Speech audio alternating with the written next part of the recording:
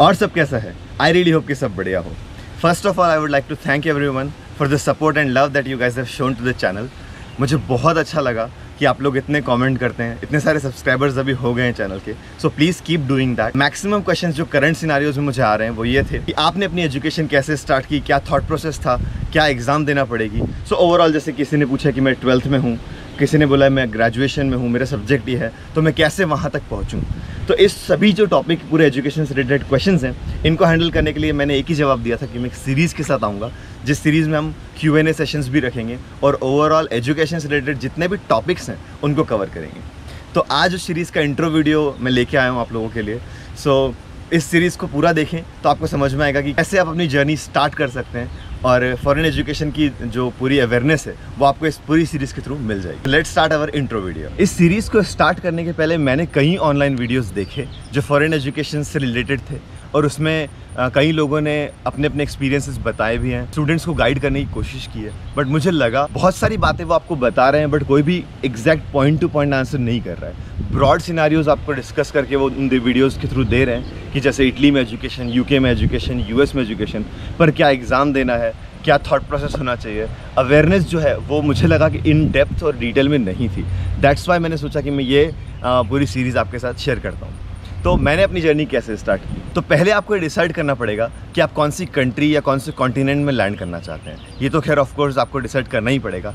तो क्योंकि मैं US में हूँ, मैं US के बारे में आज बात करता हूँ। US में आने के लिए आपको अगर मास्टर्स के लिए आना है या ग्रेजुएशन PhD के लिए आना है तो आपको एग्ज़ाम्स लेना पड़ती हैं जो है GRE और TOEFL। तो GRE और TOEFL का एग्ज़ाम आपको देना पड़ेगा जो आपको अपनी कंट्री से ही देना पड़ता है। तो आप इंडिया में रहकर GRE और TOEFL की तैयारी कर सकते हैं। GRE मैथ्स और इंग्लिश 2 सब्जेक्ट से मिलके होती है और बहुत टफ एग्ज़ाम नहीं होता है। सो मैथ्स जो है वो 10th लेवल तक का होता है। इंग्लिश थोड़ा सा हार्ड होता है because they want to teach you the American English, पर कई वर्ड्स आप सीखेंगे जो यहाँ पे काम में नहीं आते हैं, पर आपको सीखना पड़ता है। सो मैथ्स और इंग्लिश का एग्ज़ाम है GRE। इंग्लिश का टोटल एक अलग से एग्ज़ाम देना पड़ता है कि आप स्पीकिंग कर सकते हैं, लिसनिंग कर सकते हैं, राइटिंग कर सकते हैं, रीडिंग कर सकते हैं। इन चारों सेक्शंस को असेस करने के लिए एक एग्ज़ाम है TOEFL, जो भी आपको लेना पड़ेगा एग्ज़ाम। तो TOEFL और GRE ये 2 एग्ज़ाम आपको देना पड़ेंगे US आने के लिए। तो फर्स्ट स्टेप ये होगा कि आप इन दोनों एग्ज़ाम्स के लिए प्रिपेयर करना स्टार्ट करें। Graduate record examination which is GRE and test of English as a foreign language which is TOEFL। तो ये दोनों एग्ज़ाम आपको लेना पड़ेगा। कुछ कोर्सेज या कुछ स्पेशल कैटेगरीज ऑफ यूनिवर्सिटीज़ हैं जो GRE का एग्ज़ाम नहीं लेती हैं, तो आपको वहाँ पे GRE का स्कोर नहीं लगेगा। बट ओवरऑल अगर आपको मास्टर्स या PhD के लिए आना है तो ये दोनों एग्ज़ाम्स आपको लेना पड़ेगा। अगर आप 12th के बाद आना चाहते हैं तो आपको SAT का टेस्ट लेना पड़ता है जो है स्कॉलिस्टिक एप्टीट्यूड टेस्ट। तो SAT after 12th, GRE and TOEFL depending on the field after undergrads. तो अपनी ग्रेजुएशन, जिसको हम इंडिया में ग्रेजुएशन बोलते हैं, उसको यहाँ पे अंडरग्रेड बोला जाता है। तो अपनी अंडर ग्रेजुएशन या इंडिया के अकॉर्डिंग ग्रेजुएशन जो बैचलर्स डिग्री है वो कंप्लीट करके GRE और TOEFL का टेस्ट देना पड़ेगा। मैंने क्योंकि अंडरग्रेड फिनिश किया था इंडिया से इंजीनियरिंग का, तो इसलिए मुझे GRE और TOEFL का टेस्ट लेना पड़ा। TOEFL की प्रिपरेशन में आपको अप्रॉक्सीमेटली 1 से 2 महीना या लगभग 3 महीना भी लग सकता है डिपेंडिंग कि आपकी इंग्लिश लर्निंग कैसी है। सो अगर आपकी इंग्लिश ओवरऑल अच्छी है और आप ऑलरेडी इंग्लिश मीडियम के स्टूडेंट हैं, आप इंग्लिश में फ्लुएंट हैं, तो TOEFL आप बहुत जल्दी एग्ज़ाम जो है वो ले सकते हैं और विद इन अ मंथ आप प्रिपेयर करके TOEFL का एग्ज़ाम दे सकते हैं। 120 मार्क्स का एग्ज़ाम है, 30 मार्क्स फॉर ईच सेक्शन, जो मैंने आपको चारों सेक्शन बताए थे। तो चारों सेक्शन की प्रिपरेशन आपको करना पड़ेगी और TOEFL का एग्ज़ाम आपको रिसर्च असिस्टेंटशिप या टीचिंग असिस्टेंटशिप दिलवाने के लिए बहुत हेल्पफुल होता है, क्योंकि वो लोग उन्हीं लोगों को पिक करते हैं जो अच्छे से कम्युनिकेट कर पाते हैं। सो 23 या 24 is a good score in speaking of TOEFL। So TOEFL की स्पीकिंग ज़्यादातर देखी जाती है, तो उस पर आप ज़्यादा फोकस करें। At the same time GRE जो है वो मैथ्स और इंग्लिश का जैसा टेस्ट है मैंने आपको बताया, उसका प्रिपरेशन टाइम लगभग 3 से 4 महीना है, डिपेंडिंग कि आप का मैथ्स कितना अच्छा है। सो GRE में क्योंकि हम बीइंग एन इंडियन हमारा मैथ्स ऑलरेडी अच्छा होता है, मैथ्स अच्छा होने के कारण आप GRE में बहुत हाई स्कोर कर सकते हैं। इसका प्रिपरेशन टाइम जैसा मैंने बताया 4 मंथ्स, समटाइम्स टेक 6 मंथ अगर आपकी इंग्लिश थोड़ी सी वीक है तो। वर्बल थोड़ा सा हार्ड है but maths at the same time बहुत ईजी है हमारे लिए। तो प्रिपरेशन टाइम तो हमने देख लिया, कब प्रिपरेशन स्टार्ट करना है वो बहुत इंपॉर्टेंट है। तो आप कब आना चाहते हैं उस पर डिपेंडेंट है। कुछ लोग बैचलर्स कंप्लीट करके 1-2 साल का वर्क एक्सपीरियंस लेने के बाद आना चाहते हैं, तो कुछ लोग डायरेक्टली आना चाहते हैं। तो डिपेंडिंग आपका सिनेरियो कैसा है। तो बेस्ट पार्ट ये होगा कि आप बैचलर्स के टाइम पे ही दोनों एग्जाम्स को कंप्लीट करें, क्योंकि वहाँ पे आपको ज़्यादा टाइम मिलता है।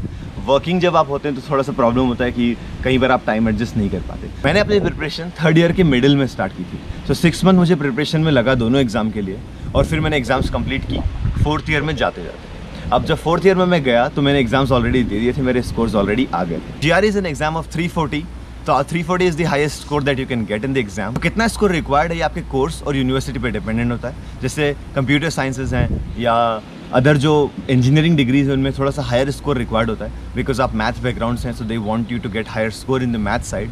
बट अगर आप अदर फील्ड्स में हैं, जैसा कि बायोकेमिस्ट्री हुआ, बायोलॉजी, केमिस्ट्री या बायोफिजिक्स या anything related to biology side और इवन एग्रीकल्चर साइड, तो वहाँ पे आपको GRE का स्कोर इतना हाई रिक्वायर्ड नहीं होता है। 300 इज़ ऑल्सो डिसेंट स्कोर, और 260 मार्क्स आपको ऑलरेडी मिलते हैं। Yes, don't be surprise, 260 marks आपको मिलते हैं। तो it's simply 80 questions in the exam and you just need to score 80, क्योंकि 260 तो आपको मिल ही रहा है। तो 80 क्वेश्चंस, 80 मार्क्स और बहुत सारा टाइम। 5 घंटे का एग्जाम होता है, लगभग 4.5 से 5 घंटे। सो इनफ टाइम आपको मिलता है, बिल्कुल भी हार्ड एग्जाम नहीं है। The only hard part is कि एग्जाम फॉर्म्स थोड़े से महंगे हैं, क्योंकि फॉरेन की एग्जाम आप दे रहे हैं। तो GRE का फॉर्म जो है वो 15,000 का है, $205, एंड TOEFL का एग्जाम $180 है, जो लगभग की 13,000 के अराउंड है। सो 13,000 का एक एग्जाम है TOEFL, 15,000 16,000 का दूसरा एग्जाम है GRE। सो बस वही एक हार्ड पार्ट है कि थोड़ा सा कॉस्टली होने के कारण, और 5 घंटे की पूरी लेंथ है, 5 आवर का ड्यूरेशन है, तो कभी कभी स्टूडेंट्स कॉन्सेंट्रेट नहीं कर पाते। सो आई वुड एडवाइस कि थोड़ी प्रैक्टिस ज़्यादा करें। You need to practise a lot, because इतना महंगा एग्जाम है, you are giving an expensive exam. So वो भी थोड़ा सा प्रेशर अगर है, तो जितना ज़्यादा आप प्रैक्टिस करेंगे वो आपकी हेल्प करेगा। But as I said, it's not at all a tough exam. कुछ लोगों को कोचिंग क्लासेस या गाइडेंस रिक्वायर्ड होता है टू कीप देम कॉन्सेंट्रेटेड और जो फोकस्ड है उसके लिए, और कुछ लोग बिना उसके भी आते हैं। मैं कई लोगों को जानता हूँ जिन्होंने कोचिंग नहीं ली और दोनों एग्जाम्स प्रॉपरली क्रैक किए हैं और अच्छा स्कोर किया है, और कई लोग हैं जिन्होंने कोई कोचिंग क्लासेस ज्वाइन किया था। तो मैंने एक कोचिंग क्लास ज्वाइन किया था इंडिया में, मैं उस कोचिंग क्लास के थ्रू ही आया हूँ। इंदौर में है द ग्लोबलाइजर्स, वहाँ मैंने अपनी प्रिपरेशन स्टार्ट की, और वर्बल मैंने वहाँ पे सीखा। मैथ्स मैंने ज़्यादा नहीं सीखा, क्योंकि मैथ्स का एक्चुअली मैं वहाँ पे टीचर था। So I started teaching maths there. Being good at math ने मेरी बहुत हेल्प की ओवरऑल हाई स्कोर अचीव करने में। तो आज की वीडियो में हमने कवर किया कि एग्जाम्स कौन सी देनी है, इतना preparation time and overall details. इसी सीरीज को कंटिन्यू रखते हुए हम आगे देखेंगे कि एप्लीकेशन प्रोसेस कैसे करना है, वीज़ा कैसे अप्लाई करना है, या ओवरऑल जितनी भी डिटेल्स हैं उन सभी को कवर करेंगे। आप लोग डेफिनेटली क्वेश्चंस मुझसे पूछते रहें कि आप लोगों को क्या नहीं समझ में आया, या आप लोग और किसके बारे में जानना और ज़्यादा चाहेंगे। तो just keep posting questions in the comment section. आगे के वीडियोस में हम सभी चीज़ें कवर करूंगा धीरे धीरे। तो अभी के लिए इतना ही। Thank you so much for watching. मिलते हैं नेक्स्ट सैटरडे 8 बजे।